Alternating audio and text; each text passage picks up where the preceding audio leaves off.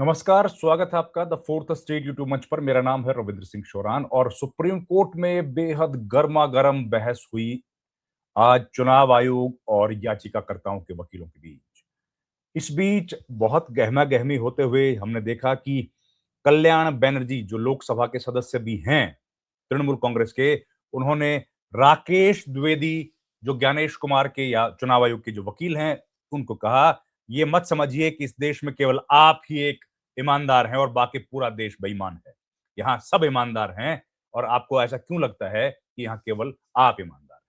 और इस तरीके से खूब बहस हुई और बहस के बाद डायरेक्शन इशू किए। पूरी कहानी बताऊंगा। सबसे पहले ये रिक्वेस्ट, हमारे चैनल को प्लीज ज्वाइन कीजिए, उससे हमें आर्थिक मदद मिलेगी। आपकी छोटी सी आर्थिक सहायता हमारे लिए बड़ा वित्तीय सहयोग होगा। अब आज की पूरी खबर। आप जानते हैं कि देश भर के 12 प्रदेश और केंद्र शासित प्रदेशों में इस वक्त एसआईआर चल रहा है, स्पेशल इंटेंसिव रिवीजन या गहन पुनरीक्षण, विशेष गहन पुनरीक्षण। तो उस पर जब आज बहस चल रही थी सुप्रीम कोर्ट में, तो सुप्रीम कोर्ट में याचिकाकर्ताओं की तरफ से कपिल सिब्बल पेश हुए। बंगाल में जो एसआईआर चल रहा है, आज वो विषय था। उसमें कपिल सिब्बल पेश हुए और साथ ही उनके साथ थे कल्याण बनर्जी जो कि वरिष्ठ वकील हैं और सांसद हैं लोकसभा में तृणमूल कांग्रेस के। उन्होंने कहा कि डिस्क्रिपेंसीज बहुत सारी हैं, जो नोटिस भेजे जा रहे हैं उसका कोई लॉजिक नहीं है। इस पर कल्याण बनर्जी ने कहा कि कई ऐसे लोगों को नाम कपिल सिब्बल ने कहा कि कई लोगों के नाम जैसे गांगुली है, उनकी अगर स्पेलिंग ऊपर नीचे है, एक आध लेटर उसमें ऊपर नीचे है, तो उन लोगों को नोटिस भेजे जा रहे हैं। इस पर राकेश द्विवेदी ने कहा कि हम लोगों ने स्पेसिफिकली मना किया है कि ऐसे नोटिस ना भेजे जाए, लोगों को परेशान ना करें। इस पर फिर कहा गया कल्याण बनर्जी की तरफ से कि सांसदों को, विधायकों को तक, विधायकों तक को, अमृत सेन तक को नोटिस भेज दिया गया है इस एसआईआर की प्रक्रिया के दौरान। तो इस पर राकेश द्विवेदी ने कहा कि बहुत हो गया, कल की खबर के लिए, कल के अखबार के लिए आपकी बहुत हो गया है, इससे ज्यादा आपको बोलने की जरूरत नहीं है। और कल्याण बनर्जी ने इस बात पर फिर कहा कि भैया आपको क्या लगता है कि केवल आप ही ईमानदार हैं क्या इस देश में? सब लोग ईमानदार हैं और ऐसा मत समझिए कि आपके अलावा सब डिसऑनेस्ट है। Everybody is honest in this country, हम सब भी ऑनेस्ट हैं। तो ये बातें हुई और गहमा गहमी हुई, अलग अलग मुद्दों को लेकर के गहमा गहमी हुई। सुप्रीम कोर्ट ने फिर डायरेक्शंस इशू किए हैं कि भैया ये जो एसआईआर चल रहा है इसमें लॉजिकल डिस्क्रिपेंसीज जो दिख रही है।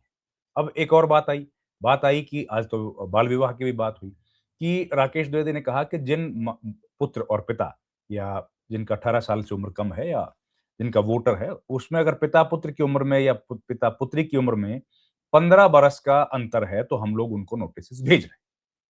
तो इस पर कोर्ट ने पूछा कि भाई क्या जरूरत है भेजने की, क्यों भेज रहे हो?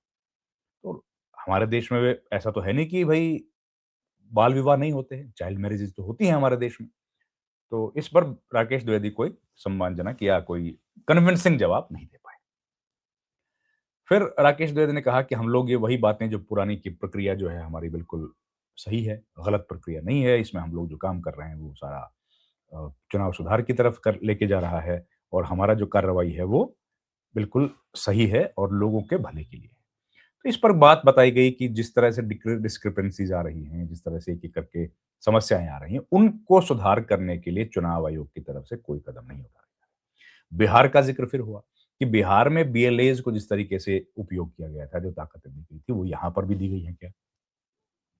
और बिहार के संबंध में या एक जो दूसरी पिटीशंस पर हियरिंग हो रही है, दूसरी पिटीशन, वो हियरिंग ये चल रही है कि भैया ये लीगल भी है कि नहीं? एसआईआर के जो प्रोसेस है, वो प्रोसेस सही है कि गलत है? इस पर भी बहस चल रही है।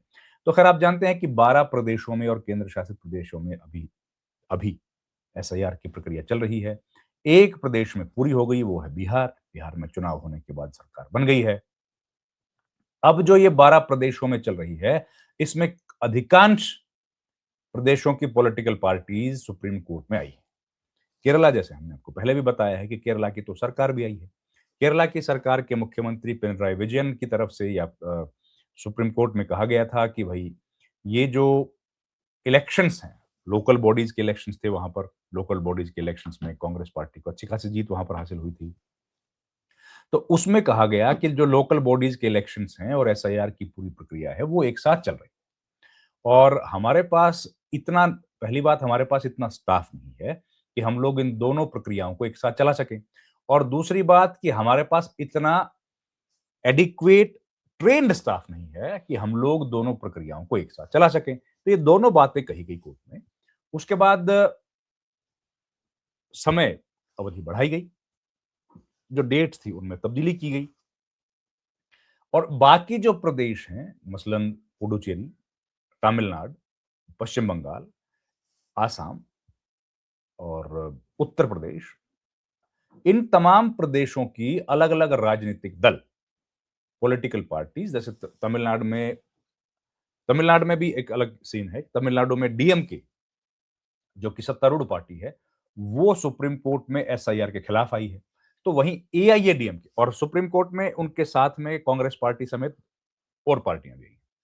वहीं एआईएडीएमके जो है, जयललिता की पार्टी, अब दिवंगत हो गई हैं जयललिता, उनकी पार्टी जो है, उन पार्टी की तरफ से सुप्रीम कोर्ट में एसआईआर के समर्थन में पिटीशन दाखिल की गई है और उनका कहना है कि एसआईआर की प्रक्रिया होनी चाहिए।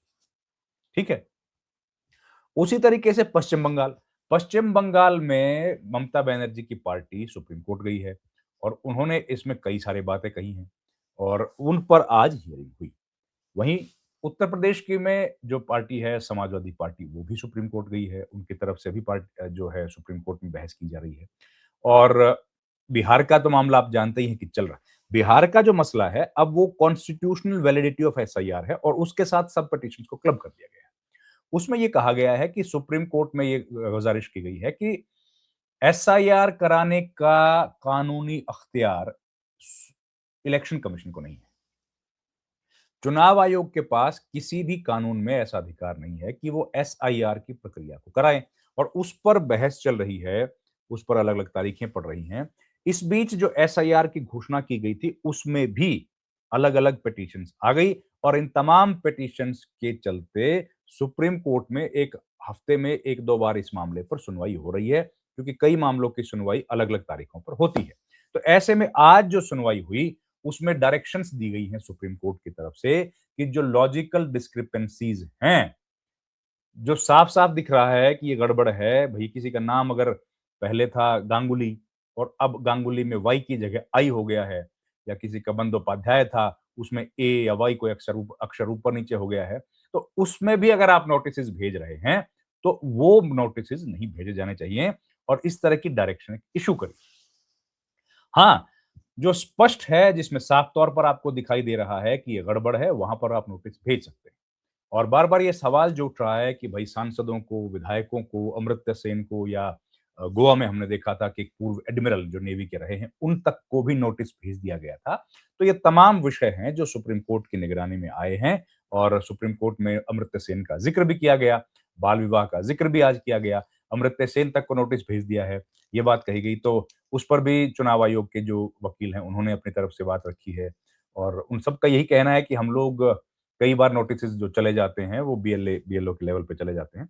लेकिन हम लोग जो नोटिसेस भेज रहे हैं, उसका एक हमने अपनी तरफ से कोशिश की है कि किसी के नाम में अगर थोड़ी बहुत त्रुटि है, तो उसको नोटिस ना भेजा जाए। हाँ, फिर उम्र की बात आई जो मैंने आपको बता दी है। तो ये मामला अभी लंबा चलेगा और आप जानते हैं कि चुनाव आयोग तो पहले ही कह चुका है, ज्ञानेश कुमार तो इस बात की घोषणा पहले ही कर चुके हैं कि हम लोग पूरे देश में एसआईआर कराएँगे और एसआईआर की ये जो पूरी प्रक्रिया है, इस पर लगातार सवाल खड़े किए जा रहे हैं, ये सवालों के घेरे में है और विपक्षी दल लगातार निशाना बना रहे हैं ज्ञानेश कुमार को और ज्ञानेश कुमार जो हैं वो लगभग ये तय मत जैसे हम लोग देख ही रहे हैं, वो तय कर चुके हैं कि अब पूरे देश में एसआईआर की प्रक्रिया होगी, जो कि इस वक्त शुरू हो गई है। लेकिन साथ ही साथ प्रक्रिया हुई शुरू और उस तरफ सुप्रीम कोर्ट में पिटीशंस आना शुरू हो गई और पिटीशंस जब आ रही हैं हियरिंग के लिए, तो उन मुद्दों पर जो पिटीशन होती है, उन मुद्दों पर जो रोज़मर्रा की कार्रवाई सुप्रीम कोर्ट में होती है, हम लोग उस पर रखते हैं कड़ी नज़र और उन्हीं कड़ी नज़रों पर हम लोग देखते रहते हैं और उसमें से जो महत्वपूर्ण होता है, वो आपके लिए लेकर आते हैं। तो आज जो एसआईआर पर पूरी हियरिंग हुई थी, उससे जुड़ा ये वीडियो था। उम्मीद है आपको पसंद आया होगा। इस तरह के हम लोग वीडियोज़ लगातार बनाते रहेंगे ताकि सुप्रीम कोर्ट, चुनाव आयोग, एसआईआर से जुड़े जो भी मसले हैं, वो आप लोगों तक पहुँचा पाएँ। इस वीडियो में इतना ही दोस्तों। आपसे गुज़ारिश है हमारे चैनल को आप प्लीज़ लाइक करें, शेयर करें, सब्सक्राइब करें। आपका बहुत-बहुत धन्यवाद। Thank you very much. नमस्कार।